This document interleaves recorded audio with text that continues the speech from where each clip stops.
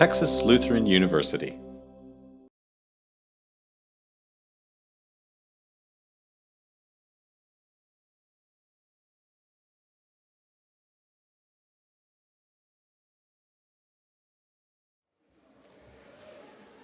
Good evening, everyone. Welcome.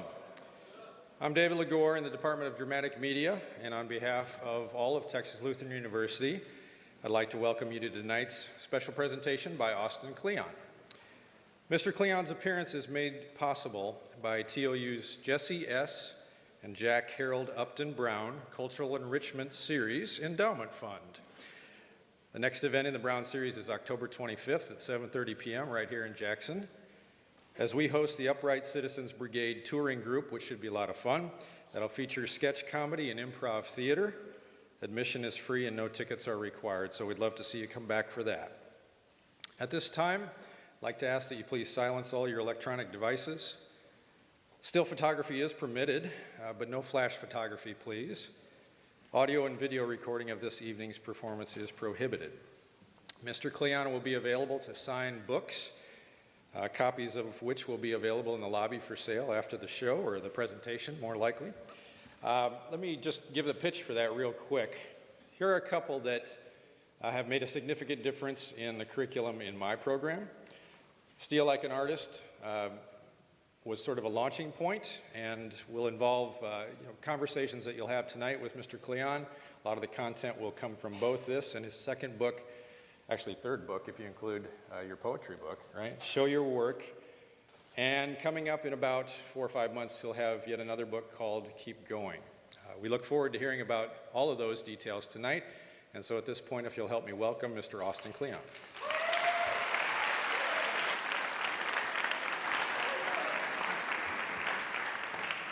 Hey, y'all. It is allergy season. I'm going to apologize right up front. Yeah, I hear it.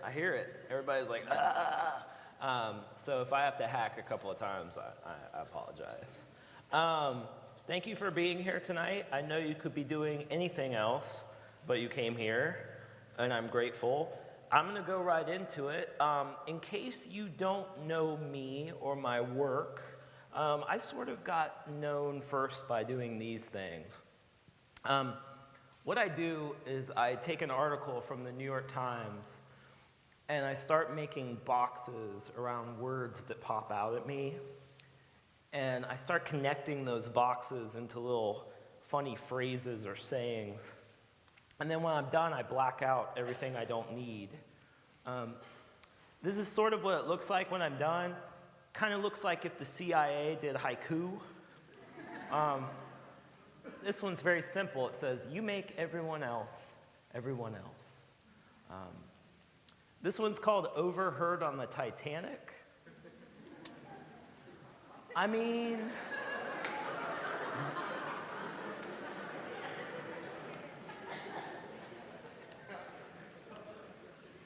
yes, we're sinking, but the music is exceptional.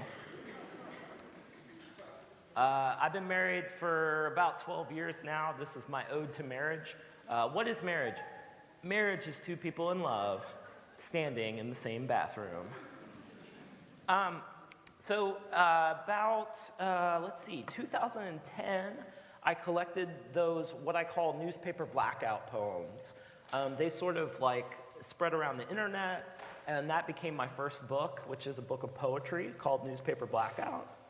Has anyone here read Newspaper Blackout? Anybody? That's what you get for becoming a poet. And so I kept my day job in the tradition of many poets before me. But after I put out Newspaper Blackout, I did this series of books. How many here have read Steal Like an Artist? All right, excellent. And how many people have read Show Your Work? How many people have read Keep Going? Oh, trick question, because that one's not out yet. But anyway, so I did this.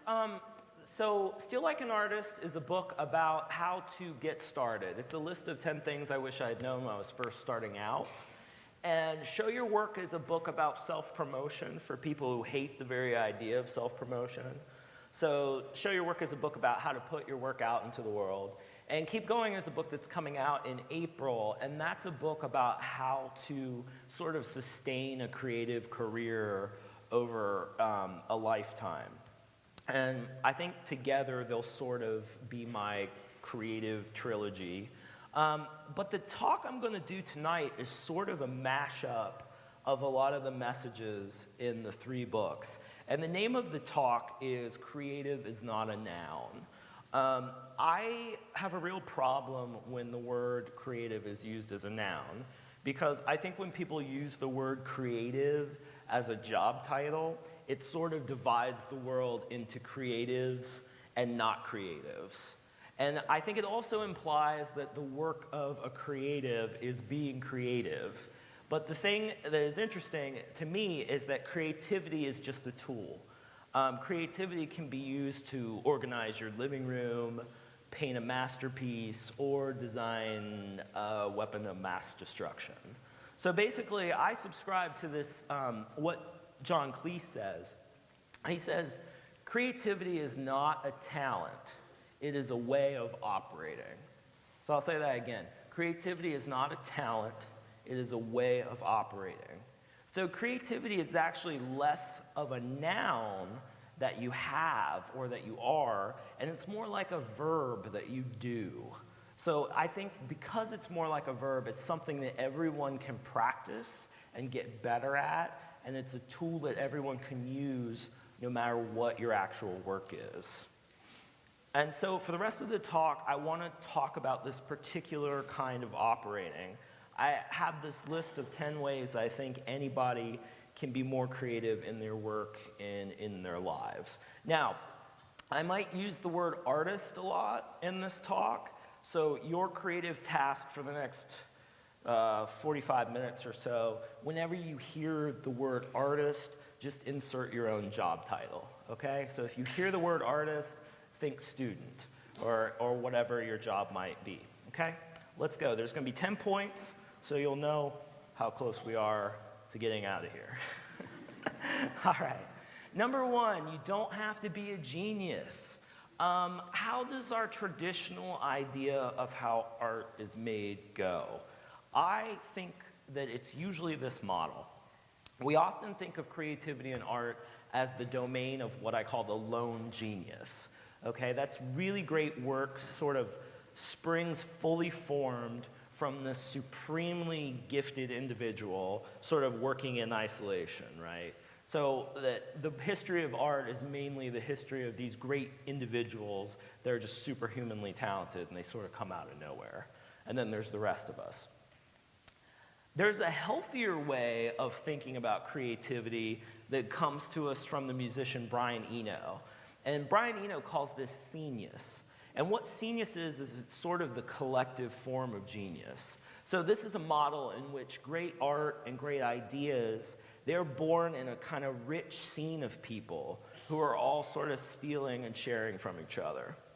And what I love about scenius is that it makes room in the story of creativity for all of us. Because being an essential part of a scenius is not necessarily about being superhumanly talented, but it's more about what you can contribute and the kinds of connections that you make in the actual network. So to put it another way, genius is almost like an ecosystem, and scenius is more of an ecosystem. With scenius, everything is sort of in service of developing a rich and healthy environment where everybody can do their best work. So I think that the less you worry about your own genius and the more you worry about joining and building a rich scenius around you, the better the quality of your work life and your personal life will be. Number 2, steal like an artist. I think every artist gets this question, where do you get your ideas? And I think the honest artist, I think, often answers, I steal them. How does an artist look at the world? Well, first you figure out what's worth stealing, and then you move on to the next thing. That's about all there is to it. When you look at the world this way, you stop worrying about what's good or what's bad art, and there's only stuff worth stealing and stuff that's not worth stealing. Everything's up for grabs. If you don't find something worth stealing today, you might find it worth stealing tomorrow or a month or a year from now. What an artist, I think, understands is that nothing that we do is completely original. Like all creative work that we do builds on what came before. Nothing comes from nowhere, and most ideas are like a remix or a mashup of two previous ideas, two or more, sort of transformed into something new. Now let's talk for a minute about that word steal, okay? Because like people get on me about that word steal. They're like, Austin, man, like, why can't you say like, be influenced like an artist, man? Why you got to use that word steal? And I often tell them I use that word because I'm not very original. Pablo Picasso, he said that art is theft. The late, great David Bowie, someone once asked him if he was original. He said, no, not at all. He said, I'm more like a tasteful thief. He said the only art he'll ever study is the stuff that he can steal from. It comes down to trying to expose yourself to the best things that humans have done, and then try to bring those things in to what you're doing. I mean, Picasso had a saying, he said, good artists copy, great artists steal. And we have, always been shameless about stealing great ideas. The writer Kurt Vonnegut, he told his students to steal from the best. You probably never heard of this guy, but you might recognize what he said. He said if you steal from one author, it's called plagiarism. If you steal from 100 authors, it's called research. And Bob Dylan, maybe our nation's greatest plagiarist, he said, steal little and they throw you in jail, steal a lot and they make you a king. Think about that for a minute. All right. But nobody, in my opinion, ever said it better than the poet T.S. Eliot. And this is where that bad artist copy, great artist steal thing comes from. This is what T.S. Eliot actually said. He said, immature poets imitate. Mature poets steal. Bad poets deface what they take, and good poets make it into something better, or at least something different. The good poet welds his theft into a whole of feeling, which is unique, utterly different from that from which it was torn. So what I think T.S. Eliot was talking about is that there really is honor amongst thieves, that good thieves sort of have a code, right? And there's good theft and there's bad theft. So when you're thinking about doing your own work, you have to think about whether you're honoring the people who came before you or whether you're degrading them, whether you're studying or skimming, stealing from many different people or just stealing from one person, crediting, plagiarizing, transforming the material or just being a knockoff, and whether you're ripping or you're remixing things or if you're ripping someone off. And so I would recommend to all of you who are here today, take advice from my friend Wendy McNaughton. She has this post-it note above her desk, and she says, I rip off everyone I meet. And so I hope you'll do that. You'll rip off everyone you meet, but then everybody sort of like has something to steal, right? But you steal these little bits and pieces, and you go back to your desk, and you weave them into something new, and then you put your work out into the world so we can steal from you. So that's how you do it. Number 3, write the book you want to read. Everything I do as an artist and a writer is sort of rooted in my love of pictures and words. So like everything comes from my love as a fan. And I often joke to people that like the reason I became a professional writer is because I wanted to be a professional reader. So this flowchart pretty much sums up my life. I read and I read and I read, and when I can't find the book I'm looking for out in the world, I attempt to write it. And I think this is what we have to do with all of our creative work. When you see a gap in the world, you see a space that like you can fill with your own efforts, you have to be the one that does that work. So the manifesto is this: you draw the art you want to see, you start the business you want to run, you play the music you want to hear, you write the books you want to read, and you build the products you want to use. You basically do the work that you want to see done. Number 4, use your hands. So one of my favorite artists, her name's Linda Berry, And she says, in the digital age, don't forget to use your digits. Our life is full now of these little glowing rectangles, right? And I think what's interesting is that, so many of us use computers now for our creative work, but never before have the tools of our creativity been able to interrupt us and scatter our attention. And I think sometimes computers can really alienate us from our sensory experiences because they sort of put this pane of glass in between us and the wider world. And I think what most artists sort of figure out is that the mind and the body it's not like a one-way street, that our bodies can tell our minds as much as our minds tell our bodies. And I think that creative work is best when it's sort of a sensory experience. When we start scribbling, like with ink on paper, we start kneading a ball of clay, or you strum guitar chords or bang the drums, there's something that activates our mind and our body and our spirit, and they kind of talk to each other. So it's sort of for that reason that I keep 2 separate desks in my studio now. So I have a digital desk and an analog desk. And a digital desk is pretty routine that you see these days. It's your average, workstation. It's got the computer, the monitor, the keyboard, scanner, and all that stuff. But my analog desk, on the other hand, nothing electronic is allowed on that desk. And so that desk just has like pens, pencils, markers, paper. And my analog desk is where I go to dream up ideas, and my digital desk is where I go to edit them and share them with the world. So I sort of like spend all day doing a dance between these 2 desks. So I encourage you, if you're having trouble sort of like focusing on your work, or you want to just like kind of have some playtime, see if you can set up an analog workstation in your room or in your classroom, and see if you can kind of set up an analog space in your life to try to spend some time there every day and use your hands. Number 5, side projects and hobbies are important. The one thing I've sort of learned in my career is that it's when you're sort of messing around, and when you're just like sort of playing, that's when the really interesting things tend to happen. And it's for that reason that I'm a big believer in what I call productive procrastination. It's funny, we were talking before we came here, and one of the students said, I asked everyone, like, do you ever read books that aren't for class? And one student, she said, yeah, I read books when I'm procrastinating from reading the books for my classes, right? And I was like, that's good, that's productive procrastination. And what you do is with productive procrastination is I like to have like 2 different projects going at one time. And when you get bored with or sick with one project, you leap over to the other project and you work on that for a while. And then when you get sick of that one, you jump over to the other project. And if you do this long enough, I think they both get done after a while. So productive procrastination.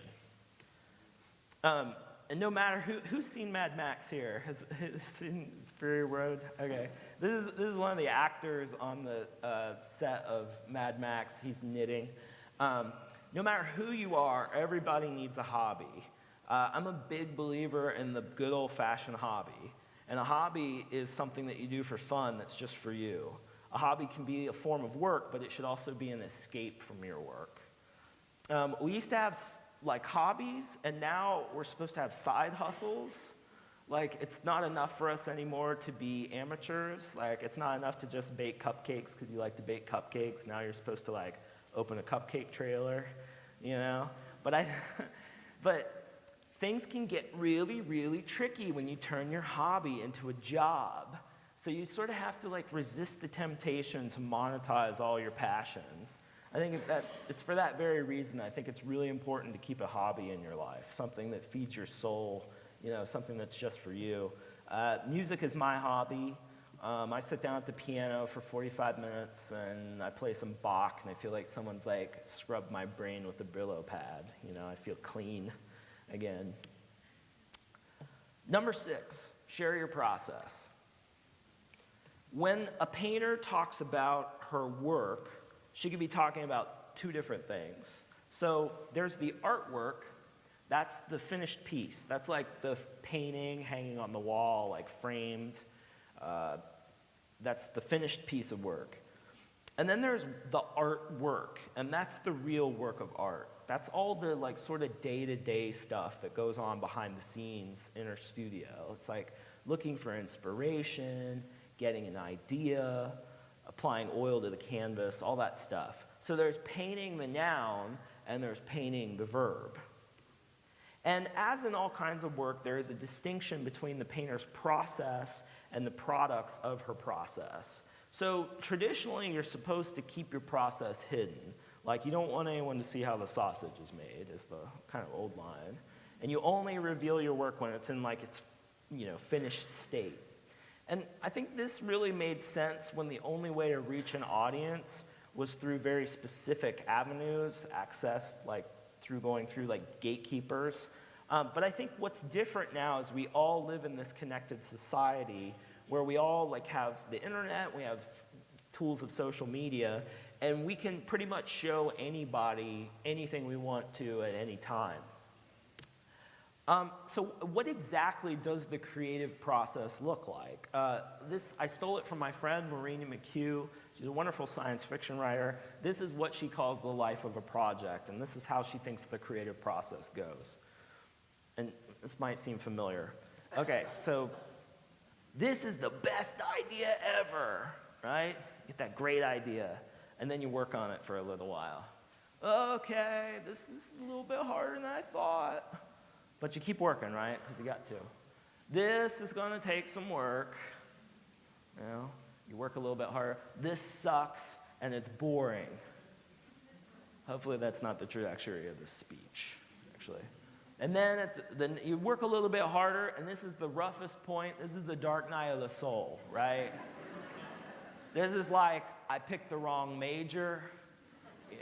I picked the wrong college, wrong career. Pick the wrong life, whatever.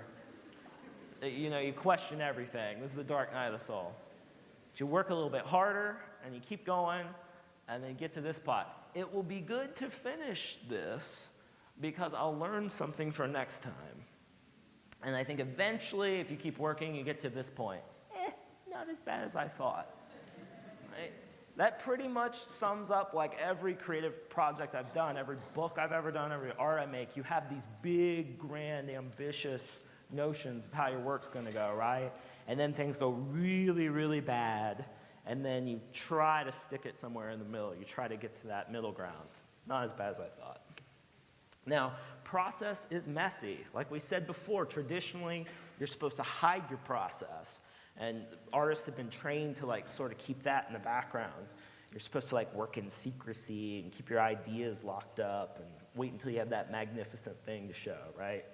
But I think we live in this world now in which everyone is sort of interested in how people do things. And like we're sort of, like my generation was sort of raised on DVD extras, and like people love seeing behind the scenes. And so I think like it's interesting to try to bring people into your creative process. So I think the first step is to become a documentarian of what you do, is to sort of like start keeping the sort of scraps and the stuff of your creative process, kind of document that and how it works. And, you kind of scoop up these bits and pieces of your process and you sort of keep them hanging around. So, start a work journal, write your thoughts down in a notebook, or like keep an audio recorder or a video, a vlog or something, or a scrapbook. Take a lot of pictures while you're working, shoot video. It's not really about making art, it's just like keeping track of the process of what you do. And you take advantage of all these kind of cheap, easy tools that we have. And most of us, we forget this, is that we carry around this whole like, our phone, it's like this multimedia studio, that you carry around all the time. And whether you share it or not, I think documenting your process has its rewards. You're able to see the work that you're doing more clearly and feel like you're making progress. And when you're ready to share, you'll have a surplus of material to choose from. And so I think as much as you can is try to take people behind the scenes of your creative work, show off what you're doing. And also, I think it's really important to learn how to tell good stories if you're going to do creative work. there's a lot of people, there's a lot of artists, and you might have some people like this in your classes, they kind of they kind of cross their arms and like, my work speaks for itself. My work speaks for itself. No, it doesn't.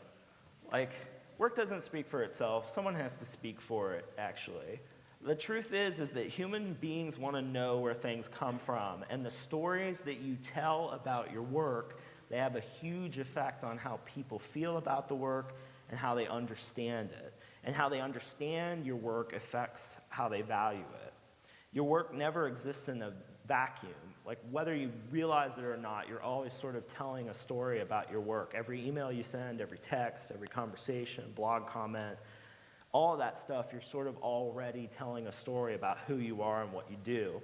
And if you want to become more effective about sharing your work, you need to become a better storyteller. And being a good storyteller requires knowing what a good story is and how it is that you tell one. Okay, so the writer Kurt Vonnegut, he thought that we'll do a little lesson in storytelling real quick. So the writer Kurt Vonnegut, he thought that you could sort of graph every story on this chart. And what it is the x-axis is beginning and end. So every story has a beginning and every story has an end.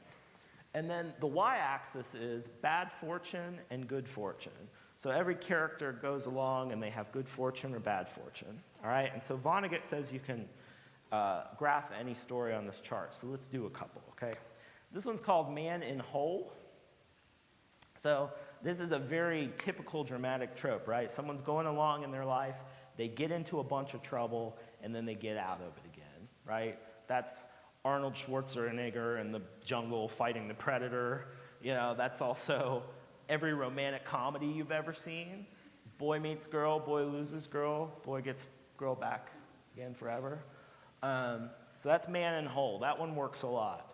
It's a lot like the life of the project, right? You get this good idea, you start working on it, it sucks, and then you get out of it, right?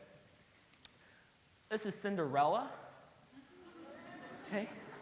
So, like, life sucks pretty bad for Cinderella. Like, it's pretty bad for Cinderella. But then she gets this visit from a fairy godmother, she gets these sweet helpers, she gets a carriage ride, she gets a new dress. They take her to the ball, she meets the prince, and then midnight strikes, right? And things are very bad for Cinderella again. Except, oh, look, here comes the prince with the glass slipper, and boom, stuff is awesome for a Cinderella forever, right? This is Kafka's Metamorphosis. Hopefully you can see this.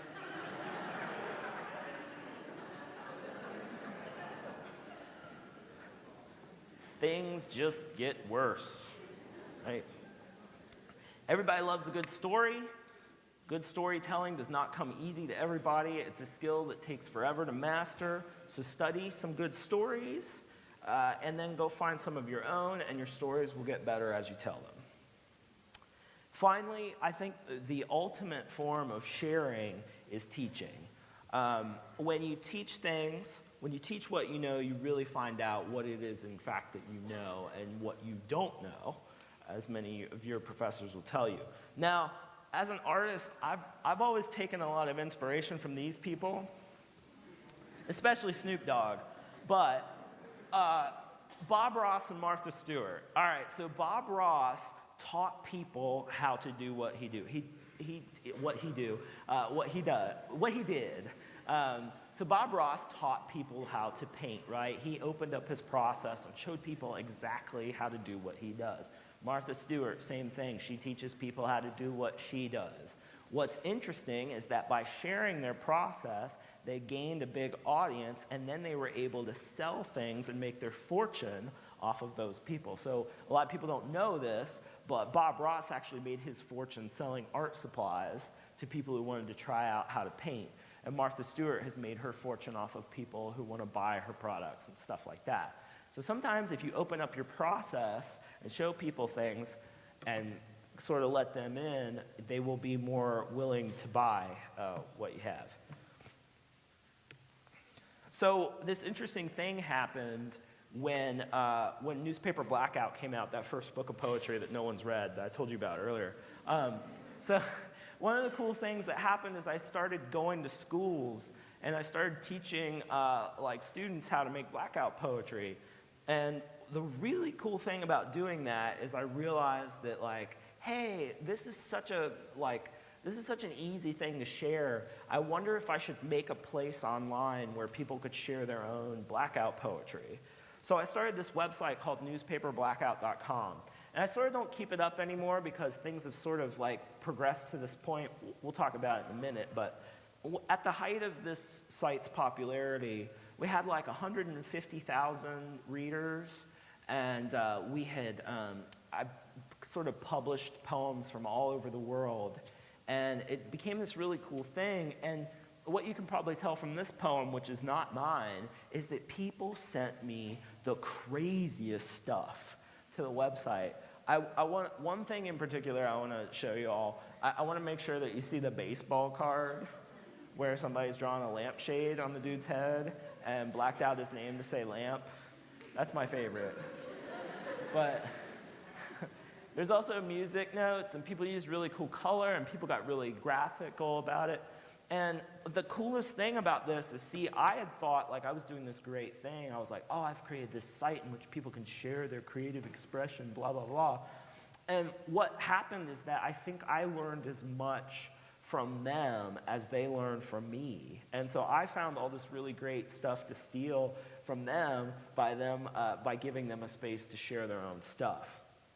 And so what happened, which is really interesting, is that Blackout poetry sort of took on a life of its own. And so now if you like search the hashtag Blackout poetry on Instagram, there's all this crazy stuff that people make. And I think it's like sort of become its own thing, and people don't even really know that it's me that sort of like invented that term, even though people have been doing this kind of stuff for a long time. And it's gotten really weird where it's like, you know, something has kind of jumped the shark or become really popular when old like rock and roll people do it. So like this is Roger Waters from Pink Floyd. This is his album cover, and you guys might even know. Who knows who Pink Floyd is? Okay, good. And then this is a letter that U2 sent their fans. And so you know when like old lame rock and roll dudes make Blackout poetry, it's kind of hit the mainstream. And then the weirdest thing that's happened is that the New York Times now has actually run articles where they sort of use the redaction method to make like an editorial point. And so that's been really strange to see, is like Blackout's back in the newspaper. And so the point I wanted to make from that is, you know, sort of like this really interesting thing happens when you teach, is that you learn as much as you know, sort of get, you get as much as you give in a sense. And if teaching seems too hybrid, like too much, I think you just switch out teaching for sharing. If you share what it is that you do and you put it out in the world, you will learn something in return. The writer Christopher Hitchens, he said, the great thing about publishing a book is that you meet all of the people that you should have talked to before you actually wrote the book. Basically, you know, they come to your readings, they tell you what you got right, they tell you what you got wrong. He said having his work out into the world is a free education that goes on for a lifetime. And so I think that's always helps me with my work, is when I put it out in the world to think about it like, not whether everyone loves it, whether it's good or bad, or like what I can learn from it. All right, number 7, we're getting there. So, don't turn into a vampire or human spam. What the heck do I mean by that? So let's go back to that concept of scenius, right? That's the network that you're in. That's like the scene of people that you surround yourself with to do your creative work.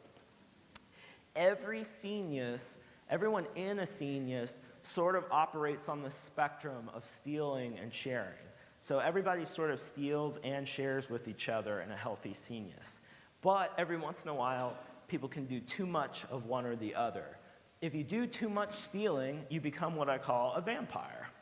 All right, so a little story about vampires. This guy, Pablo Picasso, notorious vampire. All right, so like basically Picasso, his own granddaughter, Marina Picasso, she said he used to squeeze people out like one of his tubes of oil paint. basically. So what would happen is you'd hang out with Picasso, and he'd just be really intense. He'd be like building off of your energy. And most people put up with this because they got to hang out with this great genius or whatever, you know? But like at the end of the day, you would go home exhausted, and Picasso, he'd go to his studio, and he'd just paint all night using all the energy sort of sucked out of you. And again, most people put up with this because Picasso, he's this great genius, he makes all these great pictures. But the one dude who wasn't having it was this guy, Constantine Brancusi. Now, Brancusi, he hailed from the Carpathian Mountains in Romania, and he knew a vampire when he saw one. He was not about to have his energy sucked out of him. And so he did what not many people did back then, is that he actually banished Picasso from his studio. He said, get out of here. What Brancusi practiced is what I call the vampire test. It's sort of a way to know what you should let in and out of your life. So if you spend time, it works with people, places, and things, basically. So if you spend time with a person, a place, or a thing, and at the end of it you feel full of energy, that thing might not be a vampire. Probably not a vampire. But if you spend time in a place or with a thing or with a person, and at the end you feel totally depleted, that thing might be a vampire. This doesn't work for children, by the way, if there are any parents out there. Children are vampires, that's what they do. I can see some of you making a list of people, right, in your life, vampires. So anyway, if you find, I think part of the job of creative work is you gotta like maintain your energy. You gotta make sure you're putting your energy in the right places. If you have a lot of vampires in your life, you're not gonna have enough to use on your work. So if you find a vampire in your life, do what Brancusi did, banish him from your life forever. Okay, so that's one side of that's when stealing goes wrong, right? Vampires. What's on the other side? What happens when we do too much sharing? Then you get what I call human spam. All right, what is human spam? Human spam is, I mean, we're all almost human spam these days, right? You've been on Facebook, you know, you've been on Instagram. Everybody's sharing everything that they do now, right? Everyone's oversharing. We're sort of this oversharing culture. But I think when you think about sharing, if you're really trying to get something out of your sharing, you have to remember that sharing is an act of generosity. When you share things, it should be in service of the people that you're sharing with. So what I recommend, and this is in particular for in a professional capacity, is put things through the so what test. So when you go to share something, ask yourself, is it useful or interesting to the people I'm trying to reach? If the answer is yes, go ahead and share it. If the answer is no, delete it. If the answer is I don't know, save it for later. The save as draft button, it's sort of like a prophylactic. Doesn't feel as good in the moment maybe, but you'll be glad tomorrow that you used it. All right. And finally, shut up and listen once in a while. If you feel like you're oversharing, if you feel like in your seniors or in your crew you've done too much sharing and you're on the human spam end of the spectrum, shut up and listen. Ask people questions. Be thoughtful, be considerate. Don't turn into human spam. Finally, there's a really healthy spot in the middle of these, and that is to be a contributor. That's to be someone who, yes, steals inspiration from your seniors, but also contributes to your seniors, right? That's like a really healthy place to be in the middle. All right, number 8, we're getting there. All right, the ordinary plus extra attention equals the extraordinary. So this lady, Karita Kent, she's one of my favorite artists, and how she started her career was in LA. She was a nun and an art teacher. And what happened is in the 60s, she saw Andy Warhol's first show out in LA, and it blew her mind, and she wanted to do screen prints like Andy Warhol. So what Karita Kent did is she walked around Los Angeles and she took pictures of advertising and packaging. And what she did is she repurposed these things so that they had like a religious message. So here what she's done is she's taken a bag of Wonder Bread and she's sort of pulled out the religious messages in this bag of Wonder Bread. So it like kind of turns into work that's sort of about like taking communion. She would take the General Mills logo, which was a big G, and the slogan was, "The G stands for goodness." So she'd take that out of context and make it seem like it was about God. Finding God in all things is sort of one of the tasks of the believer, and Corita found God in advertising of all things. So she took this man-made landscape around her, like all the common kind of junk we look at every day, and she paid really close attention to it, and she sort of figured out a way to remix it into her own thing. And she also taught her students how to do this. This is the Finder assignment she used to give to her students. So she'd give her students a little piece of paper with a hole cut out of it, and they would go around sort of cropping the world. And what she did is she taught her students how to look closely at the very world that was in front of them. It's easy to assume that if our lives were more extraordinary, we might make more extraordinary work. You know, like if we could only like move to Paris and like rent the right studio and fall in line with the right gang of misfits, you know, have a real adventure. Man, think about the work we can make, right? We think that if we just had extraordinary circumstances, that our extraordinary work would follow. I think all of this is wishful thinking. Everything you need to make extraordinary work is in your ordinary life. I think you just have to pay more attention to it, and you have to train yourself to pay better attention to it. All right. Number 9, be boring. It's the only way to get work done. Hopefully I haven't been too boring tonight. I think there's no such thing really as overnight success. A creative life is all about the sort of slow accumulation of effort over time. And so here's an example. Like I'm a writer. I write one page and it doesn't seem like anything, right? It's just a page. But if I write a page every day, I've got 365 pages at the end of the year. So I've got enough to fill a book every year if I can just write a page every day. So time, I think, is really the magic ingredient to a creative life. And if you can just stick around long enough, you can get pretty decent at what you want to do. But to get there, you have to take care of yourself along the way, right? So you gotta, Neil Young, he said it's better to burn out than to fade away. I think it's better to burn slow and get to old age, you know? So like take care of yourself, get enough sleep, eat right, exercise, put in that little daily work and see yourself through, because time is your major tool, and you don't want to give up on life too early, otherwise you won't get your work done. And finally, number 10, creativity is subtraction. So in this sort of world of information abundance and overload, like I think the people who get where they want to go and the people who are sort of like, the people who get where they want to go, they're the people who figure out what to leave out of their life so that they can concentrate on what's really important to them. You know, because nothing is more paralyzing than the idea of limitless possibilities. You might be thinking that right now. It's like you can do anything, and the idea that you can do anything is like, it's so terrifying. So the way I think to get over creative block is to simply place some constraints on yourself. It seems contradictory, but when you do creative work, limitations actually mean freedom.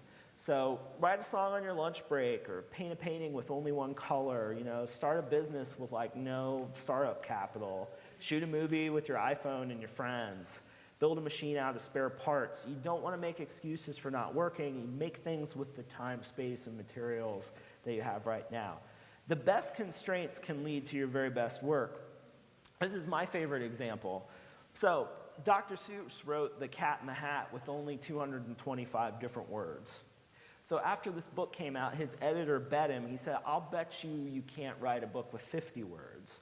So Dr. Seuss came back with this book, Green Eggs and Ham. And it became one of the best-selling children's books of all time, right? So constraints can make for the creative work. So in the end, I think that creativity isn't just the things that you choose to put into your work in your life, it's the things that you also choose to leave out. So I hope you all will choose wisely and have fun, and thank you for listening to me tonight.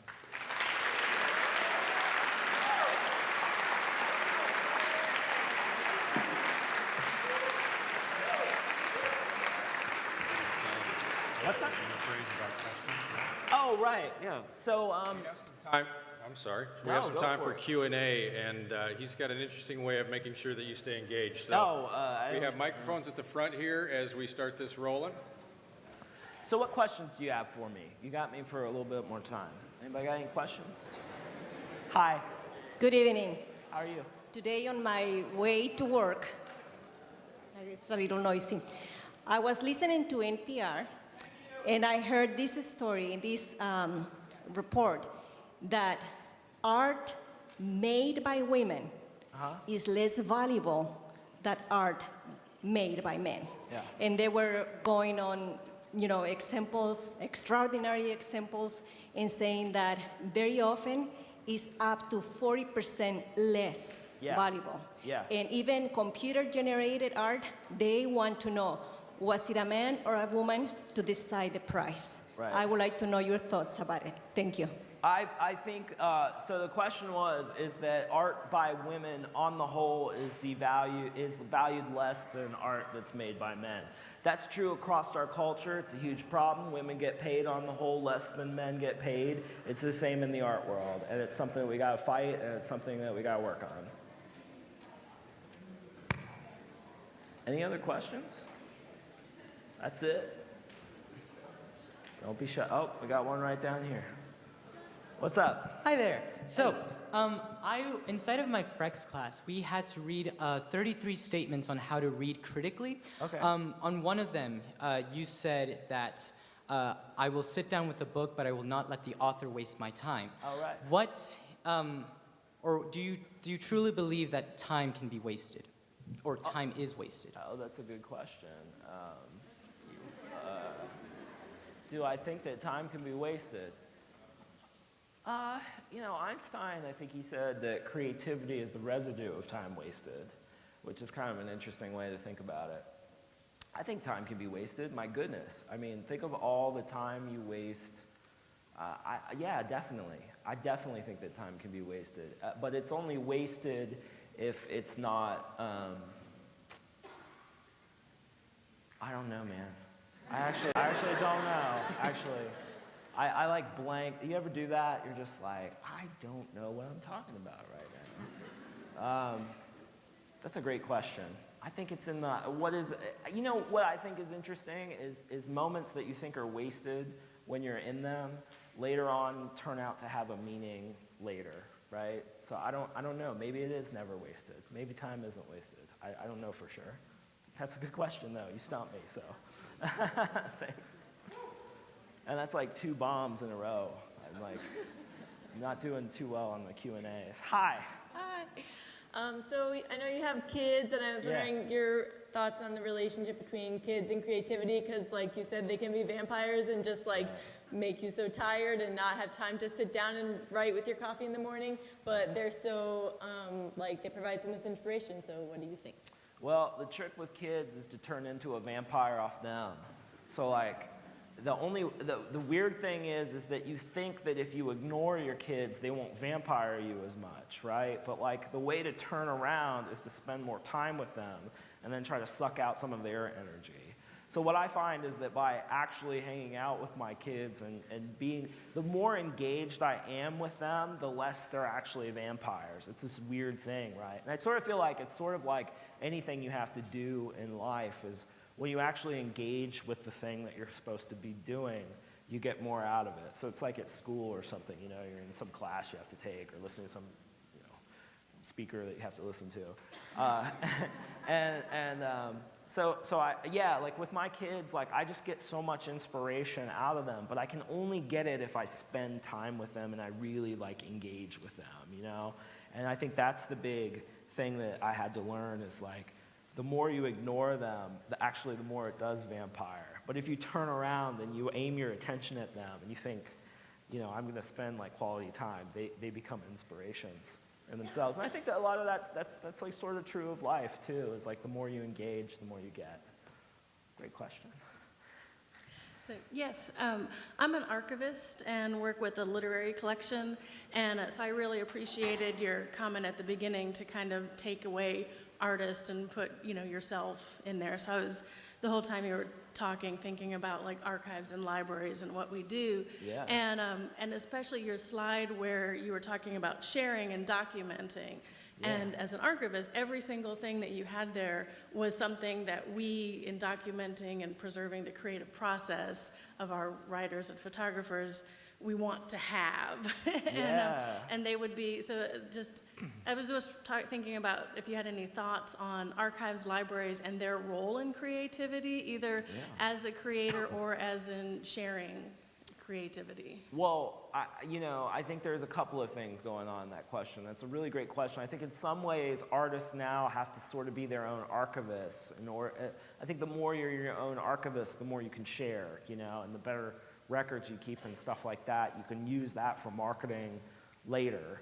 I'm also thinking about the question that was asked before about the value of women's work, and I wonder if keeping good records and telling good stories about their work can kind of even the playing field in a certain way. I know I was flip about that answer earlier, or hopefully I wasn't too flip, but because I really think this stuff tends to add, I think it adds value to the work.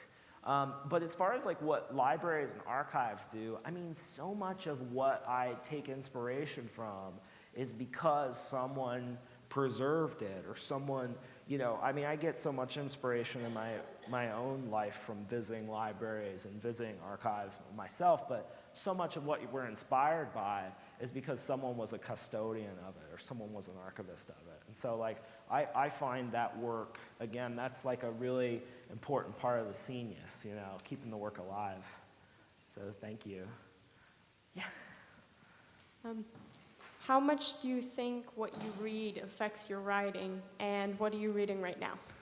I think my mom used to say garbage in, garbage out, and I used to hate it when she said that, but now I believe it. I think what you take in turns into what you put out, and I actually think that if you're having trouble in your creative work, I think problems of output are problems of input, and so I think a lot of times if you're having trouble or you're blocked, you need to take in more, and then that'll help you with your output.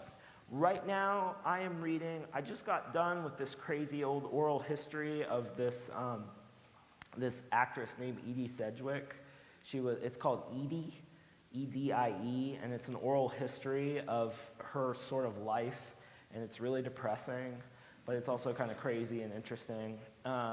And then what else am I reading? I'm reading this really cool, I read like weird old stuff a lot of the times because I'm trying to get, one good way to get ideas is to just go back in time and read stuff that's old enough that everybody's forgot about it, and then you can just resurrect the idea, So one of the things I'm reading right now is a book called The World Through Blunted Sight, and what the book is about is it's about how many great artists had vision problems.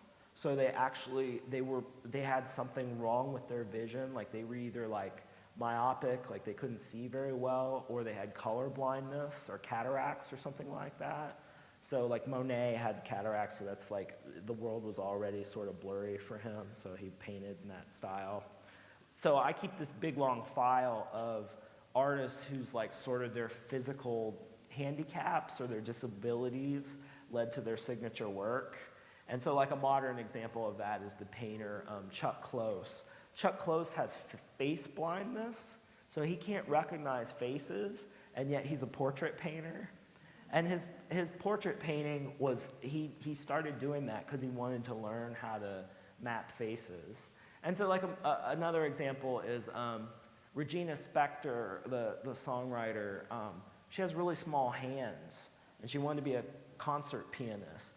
But if you're going to be a classical pianist, you need to have really big hands, like to hit all the notes. And so she actually turned to pop songwriting because she has small hands. And so the whole reason we have her albums is because of her, like what was once considered a shortcoming. So I like keep a file of all that stuff because it sort of inspires me. Is that like the things that you find are limitations for yourself, in order to overcome them, like it can become your best work. Great questions. Thanks. Hey. So somebody who's trying to become like a writer when they get older, I was kind of wondering, how do you think it would be good to kind of like relate to younger audiences in writing, because I think I noticed that some younger audiences really don't care to read anything. So how do you like grab their attention? Well, I mean, I don't know. I think as a writer, you gotta write what you wanna read. I just don't think there's any way around that. And as far as young people not wanting to read, sometimes I think like, well, maybe stuff isn't good enough, you know? I don't know. Like maybe compared to other stuff, writing isn't. I don't know. I mean, like I just think that I think you have to really. I don't think you can play down to kids, because kids are smarter than you think. Like you'll try to write down to kids and you'll fail. Like a lot of the children's books authors I know, they're like, kids are a tough audience, man. Like you can't get anything past them, so you can't try to like. You can't really play down to them, you know what I mean? So my thing is like, I try to write things that I myself would want to read. And that's the kind of stuff that I put into the world. And I figure if I do that, then the people who I'm supposed to reach will get reached somehow. So maybe if you want to write for children, maybe you write the kind of children's book that you wanted to read when you were younger. No. Do you have a question? Oh, okay. A 2-for-1.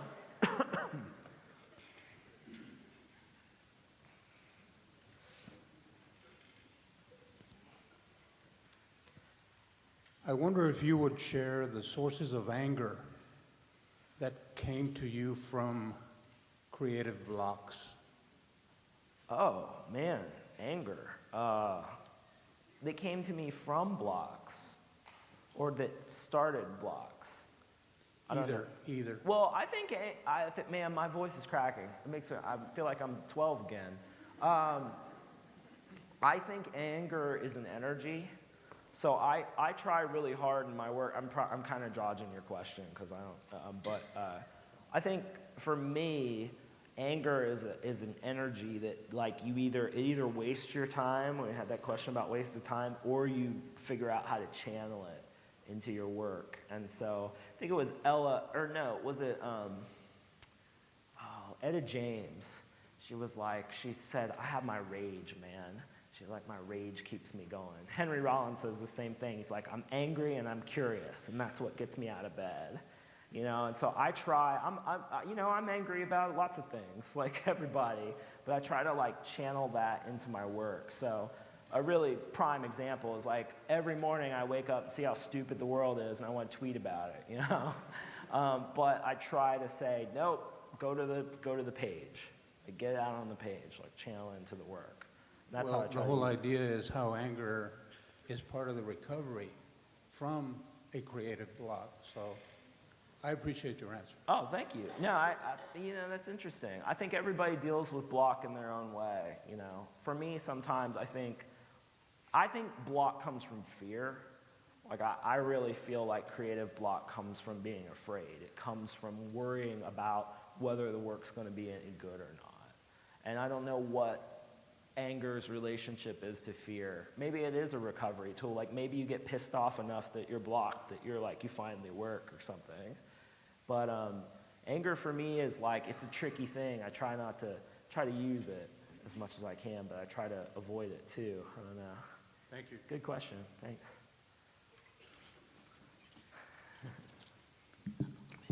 Hi.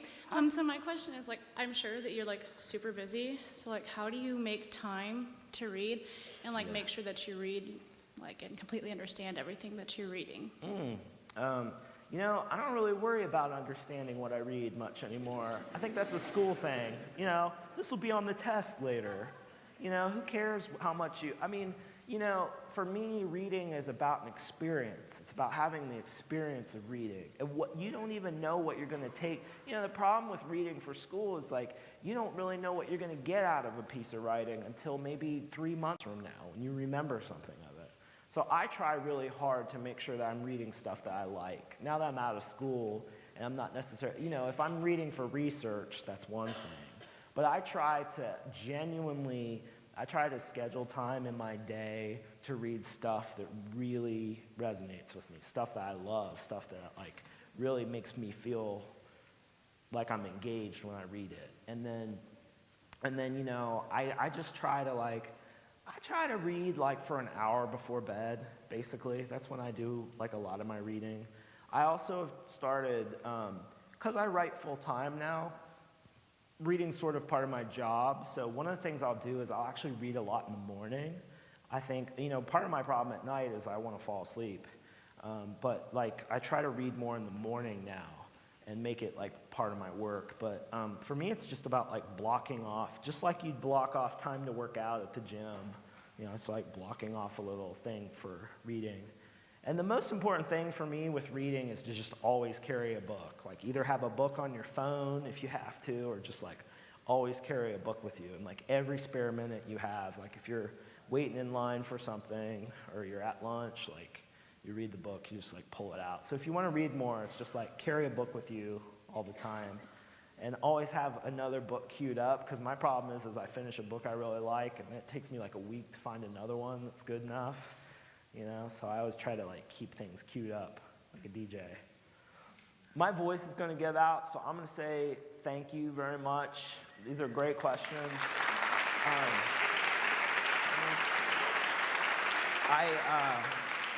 I'll be outside signing books, so I'll sign anything that has my name on it. And I'd be happy to answer any more questions outside. Thanks, y'all. For more information, please visit tlu.edu.